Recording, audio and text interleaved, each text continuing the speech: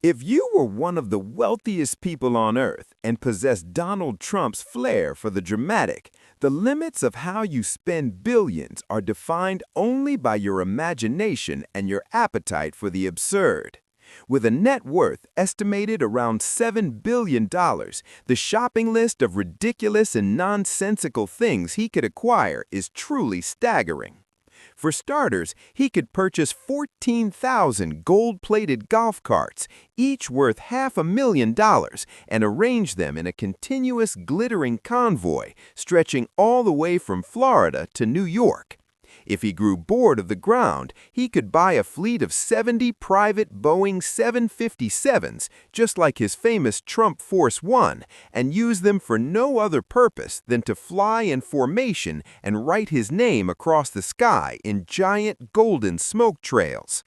Considering his well-known love for fast food, he could place a simultaneous order at every McDonald's branch on the planet for 20,000 Big Macs, or simply buy 700 million individual meals to treat every single person in America to a free lunch on the same day. For an even weirder flex, he could secure 5,000 rolls of 24-karat gold-flecked toilet paper worth $1.3 million each, effectively turning his entire plumbing system into a precious metal reserve. Returning to his past ambitions, if he still can't buy Greenland, he could instead offer each of the 56,000 residents roughly $125,000 in cash to become his personal employees, effectively turning the island into a de facto Trump republic. If he wanted to dominate the animal kingdom, he could spend $30 million per skeleton to acquire 230 real T-Rex fossils, turning the gardens of Mar-a-Lago into a literal Jurassic Park, perhaps even gold-plating the bones for extra shine. His cosmic ambitions could go even further. He could pay Elon Musk for about 100 dedicated rocket launches to install a massive glowing LED billboard on the surface of the moon so that when people look up at night, they see the name Trump shining from space.